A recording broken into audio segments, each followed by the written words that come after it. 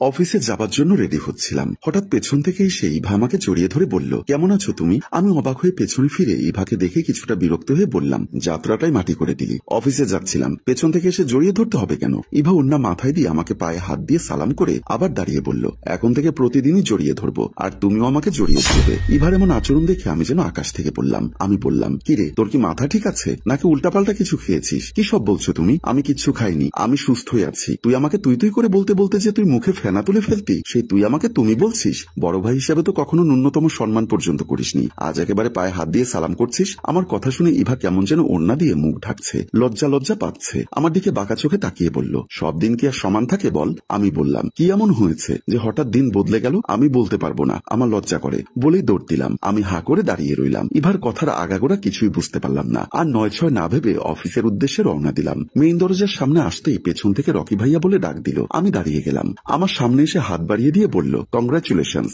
আমি তো অবাক। আমিও হাত বাড়িয়ে হ্যান্ডশেক করে বললাম, কি হয়েছে? অভিনন্দন জানাচ্ছিস কেন? রকি মুচকি হেসে বলল, ভাইয়া তোর বিয়ে ঠিক হয়েছে, সেজন্যই অভিনন্দন জানাচ্ছি। আমি অবাক হয়ে বললাম, বিয়ে ঠিক হয়েছে মানে? তোর তো রাজকপাল ভাইয়া, আমার যে কপালই থাকুক না কেন, আমার বিয়ে ঠিক হয়ে গেছে তোকে কে বলেছে? আব্বু আম্মু তোমার বিয়ে ঠিক করেছে, সেজন্যই তোমাকে অভিনন্দন জানালাম। আর মেয়ে তো দেখতে মাশাআল্লাহ, তোমার সাথে দারুণ মানাবে, আবার এক ঢিলে দুই পাখি মারতে পারবে। বড়লোক বাপের একমাত্র মেয়ে, বিয়ের পর শ্বশুরের সব সম্পত্তি তোমার। তুই ভালো করে জানিস আমি ঘুরিয়ে ফিরিয়ে কথা বলাটা একদম পছন্দ করি না। খুলে বলতো কার সাথে আমার বিয়ে ঠিক হয়েছে? ভাইয়া, ইভার সাথে তোমার বিয়ে ঠিক হয়েছে। আমি চমকে উঠে বললাম, অসম্ভব, এটা কিভাবে সম্ভব? আব্বু আম্মু কথাবার্তা সব ফাইনাল করেছে, এখন তুমি অসম্ভব বললেও কি আর সম্ভব বললেও কি? রকির কথা শুনে মাথা মেজাজ গরম হয়ে গেল। অফিসের দিকে না গিয়ে আব্বু আম্মু রুমের দিকে পা বাড়ালাম। রুমের ভেতর ঢুকে দেখলাম বিছানার উপর বসে আব্বু আম্মু কথা বলছে। আমি পাশে গিয়ে দাঁড়িয়ে বললাম, আব্বু আম্মু, তোমরা আমাকে না জানিয়ে এত বড় একটা সিদ্ধান্ত কিভাবে নিলে? আব্বু বলল, কোন সিদ্ধান্তের কথা বলছিস? ইভার সাথে আমার নাকি বিয়ে ঠিক করেছো? আম্মু বলল, হ্যাঁ, কথা সত্য।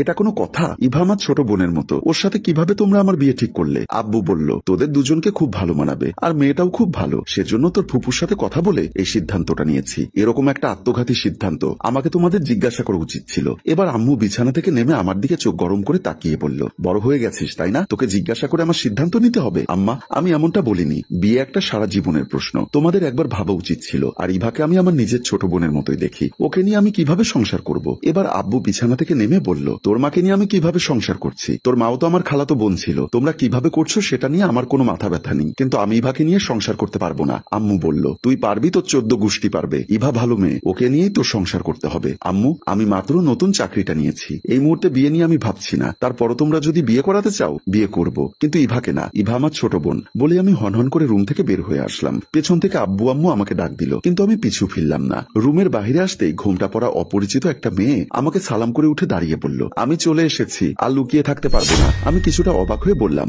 লুকোচুরি মানে কি? আর আপনি কে? মেয়েটা যেন আকাশ থেকে বলল আমার কথা শুনে। অবাক হয়ে আমার দিকে তাকিয়ে বলল, কি বলছো তুমি? আমাকে চিনতে পারছো না? বুঝতে পেরেছি, তুমি আমার সাথে মজা করছো। আমি আপনার সাথে মজা করব কেন? আপনি কে? এমন সময় রকি এসে পাশে দাঁড়িয়ে বলল, কি হয়েছে ভাইয়া? আর এই মেয়েটিকে? আরে আমি তো এই মেয়েটাকে চিনি না। একদম উল্টাপাল্টা কথা বলবে না, তুমি তোমার নিজের বউকে চিনতে পারছো না? মেয়েটার মুখে এমন কথা শুনে আমি যেন আকাশ থেকে পড়লাম। অবাক হয়ে বললাম, আপনি এসব কি বলছেন? আপনি আমার বউ হবেন কেন? মেয়েটা ন্যাকা কান্না করে বলল, বড় লোকের মেয়ে ইভাকে বিয়ে করবে বলে আমাকে তুমি এখন অস্বীকার করছো, কিন্তু এটা কোনোদিনও হবে না। আমি তোমার বিবাহিত বউ, আমাকেই তোমার স্বীকৃতি দিতে হবে। আমি ড্রয়িং রুমে গিয়ে অনশনে বসলাম। বাসার সবাইকে ডাকো, বধূ বরণ করার ব্যবস্থা করো। যত সময় না পর্যন্ত আমাকে বরণ না করবে তত সময় আমি ড্রয়িং রুমে বসে অনশন করব। বলে মেয়েটি হনহন করে ড্রয়িং রুমের দিকে চলে গেল। আমি বোকার মতো হা করে মেয়েটির কথা শুনলাম। রকি আমার ধ্যান ভাঙিয়ে বলল, ভাইয়া, তুমি তলে তলে এতদূর টেম্পো চালিয়েছো, আমাদের না জানিয়ে বিয়ে শাদী করে ফেলেছো। ছি ছি ভাইয়া, এখন আবার ইভাকেও বিয়ে করতে চাইছো? মাথা মেজাজ খারাপ করিস না, তুই তো আমাকে ভালো করে চিনিস। আমি বিয়ে করিনি, আর এই মেয়েটাকে আমি চিনি না। তোমার কথা আমি বিশ্বাস করি না।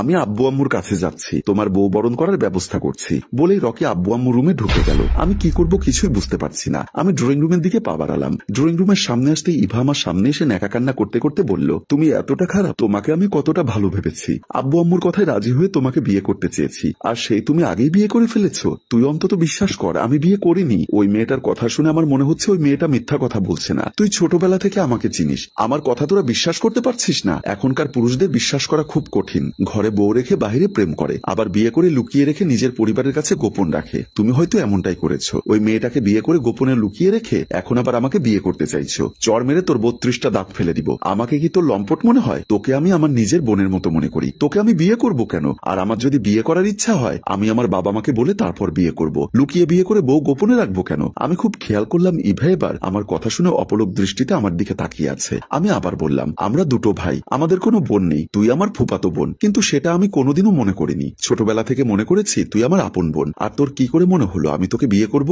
এমন সময় আব্বু আম্মু রকি দৌড়ে আসলো। আম্মু কাঁদো কাঁদো গলায় বলল, তুই এত বড় কাজটা করতে পারলি? তুই আমাদের না জানিয়ে একটা মেয়েকে বিয়ে করলি? আম্মু, বিশ্বাস করো, এমন কোনো কাজ আমি করিনি। রকি বলল, আম্মু, চোর কোনোদিন চুরি করে স্বীকার করে না। তোমাদের বড় ছেলের বউ যখন বাড়িতে এসেছে তখন বউ বরণ করার ব্যবস্থা করো। আমি কিছু বলতে যাবো এমন সময় আব্বু কষে একটা চর বসিয়ে দিল। আমি গাল চেপে ধরে হা করে আব্বুর দিকে তাকিয়ে আছি। ইভা সবার উদ্দেশ্যে কিছু বলতে চাইলো। রকি এবার হাত চেপে ধরল। আব্বু আম্মু কোনো কথা না বলে হনহন করে ড্রয়িং রুমের ভেতরে ঢুকে গেল। ইভা আমাকে বলল, ভাইয়া আসলে। রকি ইভার মুখের কথা কেড়ে নিয়ে ইভার হাত টেনে ধরে ড্রয়িং রুমের ভেতরে ঢুকে গেল। আমি এখন কি করব, মাথায় কিছুই ধরছে না। এমন সময় আব্বু আমার নাম ধরে ডাক দিল, ড্রয়িং রুমের ভেতরে যেতে বলল। আমিও ড্রয়িং রুমের দিকে পা বাড়ালাম। ড্রয়িং রুমের ভেতরে ঢুকে দেখতে পেলাম মেয়েটি যেন মধ্যমণি। দুপাশে আমার মা, বাবা, ইভা ও রকি দাঁড়িয়ে আছে। আমি পাশে গিয়ে দাঁড়ালাম। আব্বু বলল, বিয়ে যখন করেছিস তখন বাড়িতে নিয়ে আসতে পারতি, বউ লুকিয়ে রাখতে হবে কেন? আব্বু, তোমরা কি আমাকে বিশ্বাস করতে পারছো না? আমি এই মেয়েটাকে চিনি না। আম্মু বলল, এজন্যই তুই ইভাকে বিয়ে করতে চাইছিস না, তাই না? ঠিক আছে,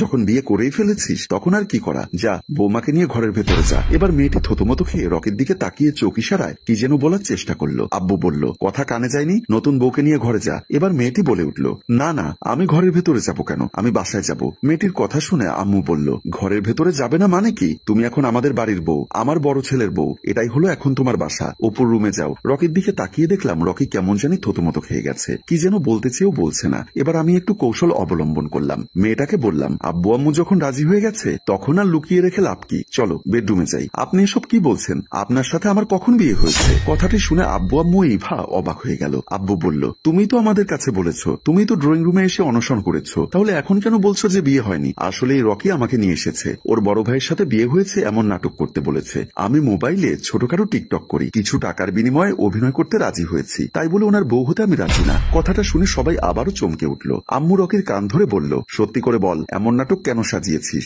ইভা বলল, মামি, সত্যি কথা আমি বলছি, আসলে রকি আর আমি দুজন দুজনকে ভালোবাসি, কিন্তু অপু ভাইয়ের সাথে তোমরা আমার বিয়ে ঠিক করেছো। এটা জানার পর আমরা কেউই মানতে পারিনি। ভেবেছিলাম অপু ভাই আমাকে বিয়ে করতে রাজি হবে, কিন্তু অপু ভাইয়া আমাকে সত্যি নিজের ছোট বোন মনে করে। সেটা যদি রকি আগে বুঝতে পারতো তাহলে এই নাটকটা সাজাতো না। আসল ঘটনাটা সবার কাছে ক্লিয়ার হয়ে গেল। আমি আম্মুকে বললাম, ওর কানটা ছেড়ে দাও, বেচারা ভালোবাসার জন্য এত কিছু করেছে, আর আমি কথা দিচ্ছি ইভার সাথেই তোর বিয়ে হবে। দুজনের মুখে যেন রাজ্যের হাসি। সত্য কথা বলতে ভালোবাসার জন্য মানুষ সবকিছু করতে পারে। প্রিয় ভিউয়ার্স, এমনটা অনেক সময় হয় যেমনটা আমরা হয়তো ভাবি না বা অনুমান করতে পারি না, কিন্তু সত্যিকারের ভালোবাসা থাকলে শেষটা সুন্দর হয়, যেমনটাই গল্পে হয়েছে। গল্পটি যদি ভালো লাগে লাইক, কমেন্ট ও শেয়ার করুন। গল্পটির রচনায় ফেরদৌস অপু, প্রযোজনায় মঞ্জুর মোর্শেদ। ধন্যবাদ।